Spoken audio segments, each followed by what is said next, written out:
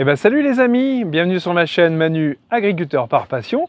Et ben ce matin donc nettoyage en grand du pulvé parce que je l'emmène chez le concessionnaire parce que j'ai changé de pulvé. Alors voilà, quand même je vais le rincer tout ça pour qu'il soit nickel pour la revente on va dire. Et puis dans 2-3 jours je vais revenir avec le neuf. Je vous laisse un petit peu de suspense quand même pour que vous voyez ce que je vais acheter comme marque. Donc c'est Guip, je vous avais déjà expliqué que ça se fabrique plus. On commence à avoir quelques petits soucis. Après, c'est pas des soucis pour avoir les pièces, c'est que ça met quand même un peu de temps, c'est tout. Sinon, on arrive quand même à les trouver. Et puis voilà, donc une marque qui se fait encore, forcément, que toute neuve, qui va être à peu près pareil, hein, 36 mètres, je crois qu'il fait presque 5000 litres quasiment. Et puis la seule option qu'il va avoir en plus, c'est les essieux suiveurs et puis l'homologation 40 km/h. Voilà, écoutez, je vous mets tout ça en vidéo.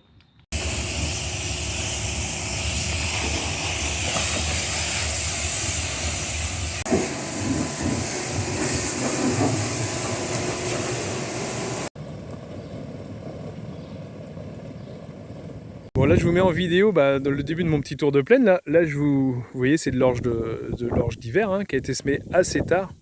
Alors écoutez, pour l'instant elle est encore bien verte, enfin pas prêt à moissonner du tout. Alors j'ai réussi quand même à la garder propre. Alors peut-être aussi parce que c'est de l'orge et l'orge étant donné qu'elle prend plus de place donc elle laisse passer moins de lumière et du coup on a moins de raies gras. Mais alors le problème c'est pas ça, c'est qu'à côté vous voyez, mais les parcelles côte à côte là, en fait c'est des forêts de raies gras. Et j'ai vraiment peur que ça me pollue mes parcelles pour les 20 ans à venir, quoi. Alors bon, on va déchaumer, on va faire tout ce qu'on peut comme d'habitude, mais là c'est vraiment la grosse inquiétude. Et puis, pas si vous vous rendez compte, mais je veux dire, il y en a partout cette année, quoi. Partout. Regardez de l'autre côté, un autre agriculteur, enfin, c'est pas, je veux dire, j'ai aucune critique à faire, hein, mais le constat est là et je sais pas ce que ça va devenir à l'avenir. Parce que vous savez que quand il y a trop de raies gras, comme là à côté, et en fait ça fait coucher le blé et puis on récolte rien quoi. Donc voilà, les inquiétudes au moins pour cette parcelle-là. Maintenant on se trouve dans une parcelle de lin d'hiver et vous voyez, pourtant j'avais fait un anti-graminé aussi et on se retrouve encore avec un petit peu par-ci par-là du rais gras quoi. Donc c'est pas du tout embêtant pour la culture du lin qui va se trouver arraché bientôt, mais le souci c'est voilà l'ensemencement toujours pour les années futures. Donc vous voyez, il commence à être, il y a quasiment plus de feuilles dessus, donc c'est le bon moment on va dire pour pouvoir l'arracher. Mais il est encore un peu vert, bon après voilà. Le problème c'est que si on l'arrache aussi trop vert, le problème c'est qu'on a une nuit très très humide et il risque de blanchir, donc de pourrir une fois qu'il est sur le sol quoi. Bon là vous avez vu, ça sent un peu la moisson. On fait quelques essais.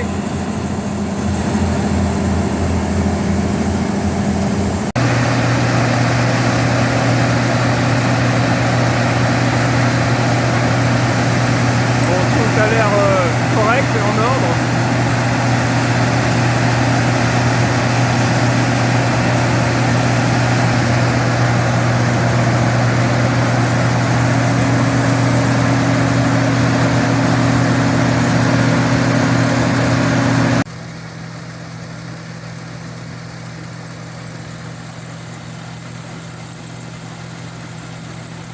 Donc je suis chez le concessionnaire et vous voyez ce que j'ai attelé derrière. Voilà mon nouveau pulvé. Alors je vous ferai peut-être une vidéo un petit peu plus longue pour un peu le fonctionnement, pour voir comment il fonctionne et ce qu'il a de particulier.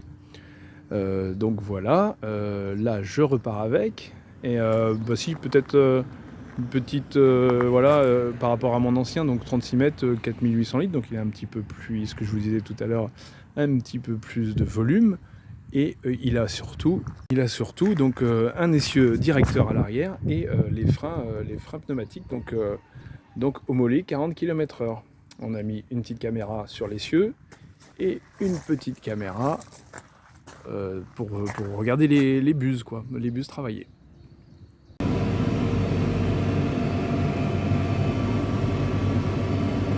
Bon on va être de retour à la ferme. Oui, bien de retour à la ferme, il va falloir vraiment que je me familiarise avec l'écran parce que maintenant je l'ai pris en isobus, donc tout arrive sur l'écran du tracteur, le contrôle, section contrôle et puis la modulation.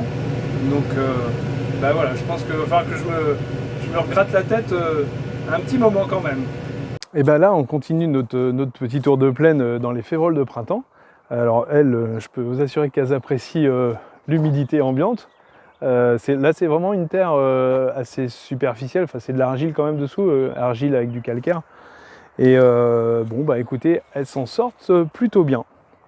Vous voyez là maintenant, elles arrivent à fin floraison. Et par contre, ce qui est assez inquiétant, c'est que je vois au sol pas mal de saleté. Vous voyez, il y a des renoués liserons qui poussent. Enfin bon, ça c'est quand même pas terrible parce que ça arrive parfois à monter assez haut dans la plante, quoi, et ça peut surtout nuire pour la récolte parfois. On voit même quelques taches, je ne sais pas si vous voyez sur les feuilles là, de mildiou.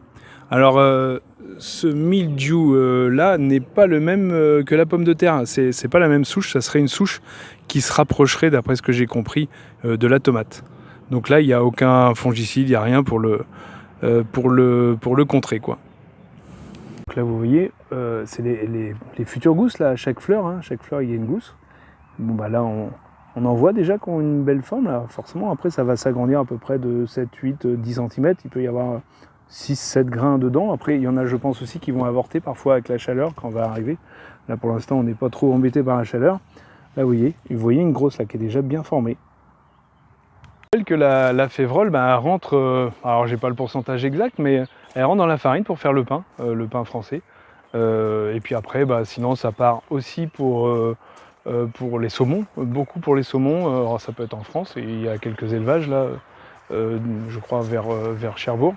Et puis ça peut être aussi vers voilà, le Danemark, enfin tous les pays scandinaves. Donc voilà, nous on en produit quand même une partie qui part là-bas. Je suis maintenant arrivé dans le champ de pommes de terre, et dans le champ de pommes de terre, en fait, je vous l'avais pas refait voir depuis, je pense, la plantation.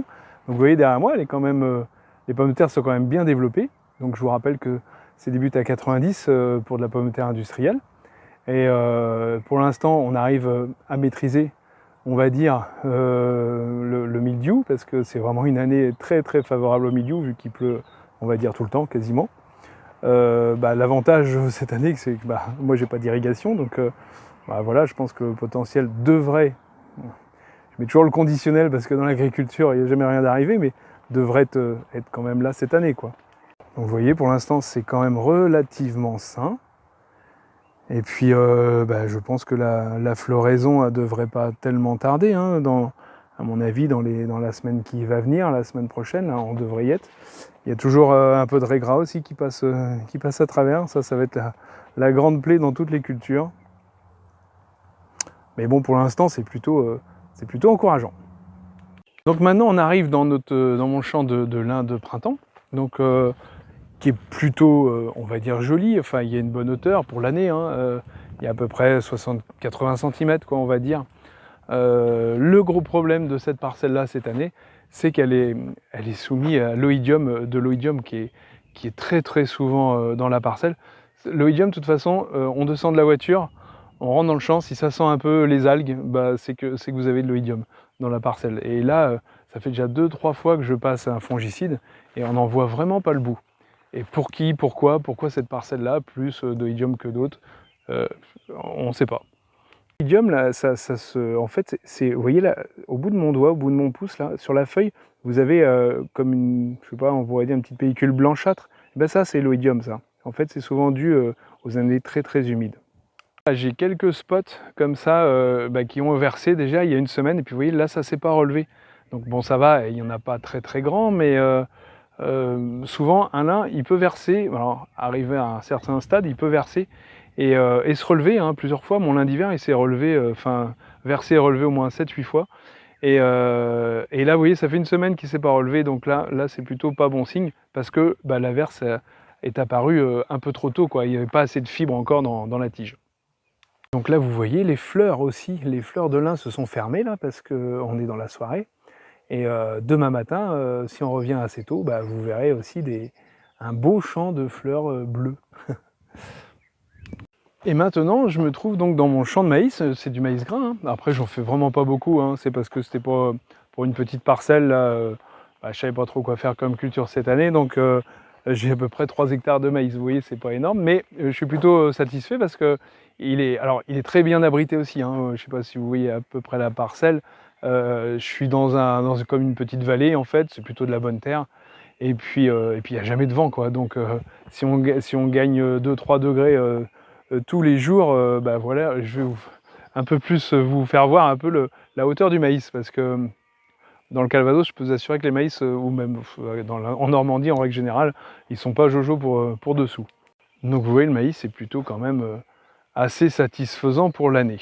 Et puis là, il se met à faire chaud, donc là, c'est quand même plutôt bon signe. Et le maïs se trouve au stade 8 feuilles. Donc voilà, je pense qu'il y a un petit peu de retard, mais par rapport aux autres années, parce que habituellement, suivant la température qu'on aura dans la semaine prochaine, mais souvent quand on arrive vers le 30 juin, début juillet, on commence à voir apparaître les fleurs dans d'autres régions. Bon là, vous voyez, il y a encore du boulot, hein, parce qu'il fait peut-être à peu près 70 de haut. Bon, pour arriver à 3 mètres, il y a du boulot. Et bien pour finir notre tour de plaine, je me trouve dans un champ de blé, et qui est plutôt prometteur, hein. Celui-ci, je vous l'avais déjà fait voir plusieurs fois. Il a été semé au 15 octobre, donc plutôt des bonnes conditions. Il a été quand même désherbé plusieurs fois contre le raiggras. Alors là, bougez pas, je vous le retourne. Vous voyez, pour l'instant, on voit pas de raiggras, hein. Mais en fait, quand on se balade dans la parcelle, alors il n'y en a pas dans ce coin-là précisément, mais on voit du raiggras qui réapparaît. Alors pourtant, c'était quand même relativement propre. Vous voyez, les épis sont plutôt jolis, hein. Bon, après, le souci, c'est qu'on a eu quand même beaucoup de pluie après la floraison du blé. Et bon, pour ce qui est de la qualité du grain, c'est quand même pas génial. Alors, je l'ai pas mis en vidéo, mais j'ai une parcelle comme ça qui paraît super propre aussi de la route. Et puis quand on est dedans, on s'aperçoit que de place en place, il y a du raiggras. Alors c'est pas des grosses quantités, hein, mais bon, c'est toujours de la semence pour les années futures, quoi. Donc voilà. Et bien encore, je vous remercie de l'attention que vous avez sur mes vidéos. Comme d'habitude, s'il y a des commentaires, je me fais toujours un plaisir d'y répondre. Et puis voilà, cette semaine, on a fait aussi un voyage dans une usine en Vendée de la marque Verneland. Donc ça, c'était vraiment, vraiment intéressant. Après, malheureusement, j'ai pas pu filmer parce que, comme toutes les usines, c'est toujours interdit de filmer dedans. Mais j'ai trouvé des photos sur le site KV, et je vous les ai commentées. Donc voilà, on va dire, c'est comme si on y était, quoi, presque. Donc je vous souhaite à tous une très bonne semaine, et puis bon courage pour peut-être ceux qui démarrent, qui sont dans les foins déjà, ça je sais que c'est pas évident tout de suite, et puis les récoltes des premières céréales comme les orges par exemple. Et écoutez, bonne semaine à tous, et puis à bientôt. Donc nous sommes à l'usine Landgenusson dans le 85 en Vendée, qui fabrique tous les outils de travail du sol. Et ils exportent énormément. J'étais vraiment surpris avec 100 et quelques personnes qui puissent exporter autant dans le monde, aux États-Unis, en Australie. Il y avait des caïdis de 12 mètres qui partaient pour l'Australie. Ça, c'est vraiment impressionnant. Ils ont réussi pour Great Plains.